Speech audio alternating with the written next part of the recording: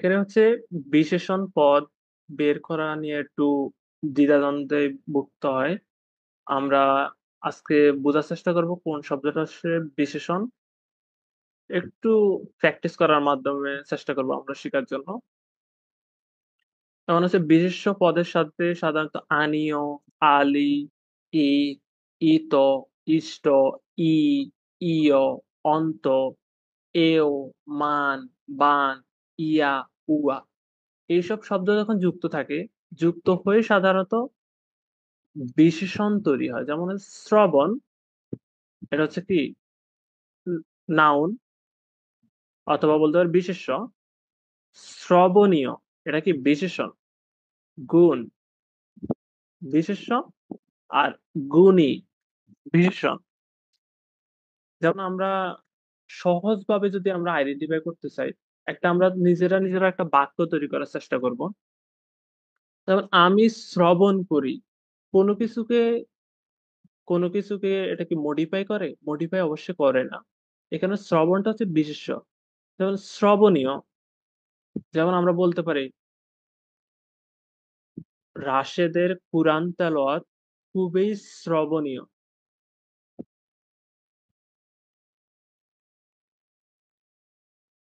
এখন এখানে শ্রবণীয় শব্দটা কি মডিফাই করতেছে না? তাহলে আমরা বুঝতে পারবো শ্রবণীয় শব্দটা হচ্ছে বিশেষণ। এরকমভাবে আমরা নিজেরা একটা বাক্য তৈরি করব। বাক্য তৈরি করার মাধ্যমে আমরা বুঝতে পারবো ওই শব্দটা কি বিশেষ্য হবে না বিশেষণ হবে। যেমন জল, আমি জল পান করি। মানে হচ্ছে কি এটা জলটা কি হবে? বিশেষ্য। পানির আরেকটা নাম হচ্ছে জল। যেমন গুণ, এটা কি বিশেষ্য গুণী। যেমন আমরা এগুলার মাধ্যমে বলতে পারি এই সকল প্রত্যয় যুক্ত হলে সাধারণত বিশেষণ হয়। রূপা থেকে রূপালী, জল থেকে জ্বলন্ত। এরকম ভাবে ব্যবহারিক আমরা দেখতে পারেন পাপিষ্ঠ, প্রমাণ, প্রমাণিত। ঠিক আছে? এরকম অনেকগুলা শব্দ আছে। যেমন এখানে হচ্ছে ইচ্ছা থেকে ঐচ্ছিক। ইচ্ছা, আমি ইচ্ছা করি। এটা হচ্ছে কি বিশেষ্য। আর এখানে বিশেষণটা কি হবে? ঐচ্ছিক। ওই আমরা বলি না উচ্চতর গণিত হচ্ছে আমাদের ঐচ্ছিক। ঐচ্ছিক বিষয়। এখন বিষয়টা কি? আমরা কম্পালসরি আবশ্যিক বিষয় না ঐচ্ছিক বিষয়? বিষয়টাকে কি মডিফাই করতেছে বা অতিরিক্ত তথ্য দিতেছে বিষয় সম্পর্কে। তাহলে ঐচ্ছিক বিষয়। এই কারণে হচ্ছে বিশেষণ। আমরা বাক্যের মাধ্যমে বুঝতে পারি। এই যে আমরা বলি না ঘরোয়া খাবার। খাবারটা কেমন? ঘরোয়া খাবার। তাহলে ঘরোয়াটা কি ধরনের হবে? বিশেষণ। দাহ্য, দগ্ধ, দহনীয় এই শব্দগুলো হচ্ছে বিশেষণ। কিভাবে বুঝবো?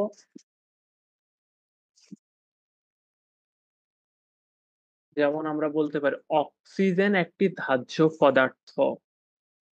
দাহ্য পদার্থ। পদার্থটা কেমন? দাহ্য, দগ্ধ, দহনীয় পদার্থ। তাহলে কি পদার্থ সম্পর্কে অতিরিক্ত তথ্য দিচ্ছে। তাহলে আমরা বুঝতে পারবো এই শব্দগুলো একেকটা বিশেষণ।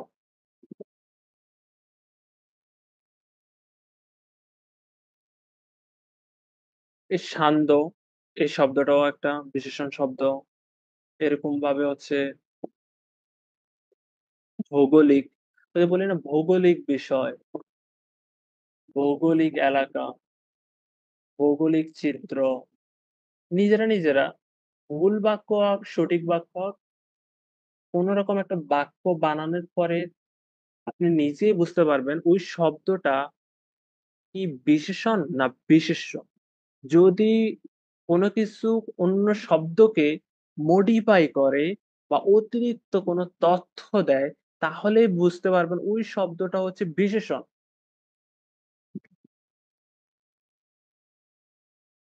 যেমন সর্বজন এর বিশেষণ হচ্ছে সার্বজনীন। আমরা কোন একটা বইয়ের নাম জানি সার্বজনীন বই। সার্বজনীন বই। তাহলে কি বইকে মডিফাই করতেছে। তাহলে এটা কি বিশেষণ?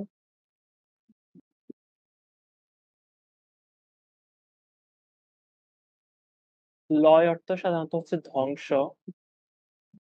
লীন অর্থ ধ্বংসপ্রাপ্ত। এটা একটু মনে রাখেন। হয়তোবা অর্থ জানা না থাকলে হয়তোবা অনেক সময় অ্যান্সার করতে পারবেন না। লয় অর্থ ধ্বংস আর লীন অর্থ ধ্বংসপ্রাপ্ত। এখন লীনটা হচ্ছে লয়ের বিশেষণ। এখন আমরা বলি না ন্যায়, ন্যায়ের বিশেষণ কি? ন্যায্য। তারপর আমরা বলি না ন্যায্য অধিকার, ন্যায্য অধিকার, ন্যায্য অধিকার। এখন কি অধিকারটা কেমন? ন্যায্য। তাহলে কি অতিরিক্ত তথ্য দিচ্ছে অধিকার সম্পর্কে। তাহলে আমরা বলতে পারি ন্যায্যতা হচ্ছে একটা বিশেষণ। যেমন আমরা আরো কিছু উদাহরণ দেখতে পারি।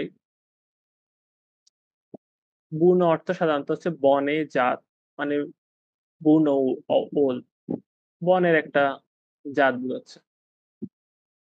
ওই আমরা বলি না তুই আস্ত একটা বুনো মানুষ। কি ধরনের মানুষ? বুনো মানুষ। তাহলে আমরা এইখান থেকে বুঝতে পারি মানুষটা কেমন? বুনো।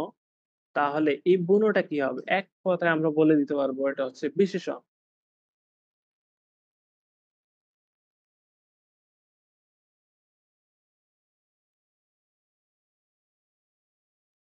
আরো কিছু আমরা উদাহরণ দেখি। অবিজ্ঞ সাধারণত বোঝায় এটার অর্থ হচ্ছে অবজ্ঞার যোগ্য। এখন অবজ্ঞার যোগ্য। সে তো অবেজ্ঞেয় ব্যক্তি। অবেজ্ঞ ব্যক্তি। ব্যক্তিটা কেমন? অবেজ্ঞেয়। তাহলে আমরা বুঝতে পারলাম এই অবেজ্ঞেয় শব্দটি হবে বিশেষণ শব্দ। বুঝতে পারলাম। আর নৈসর্গিক এটা হচ্ছে বিশেষণ। কিভাবে বুঝবো? আমরা বলি না নৈসর্গিক সৌন্দর্য।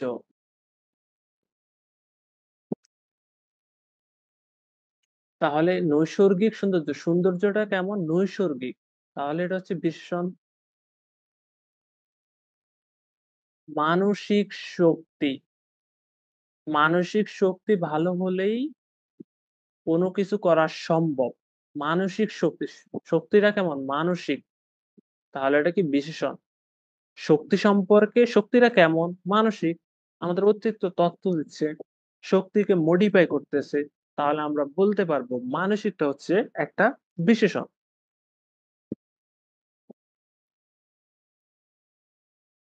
নাগরিক। আমরা বলি না নাগরিক অধিকার। অধিকারটা কেমন? নাগরিক অধিকার। তাহলে নাগরিকটা কি?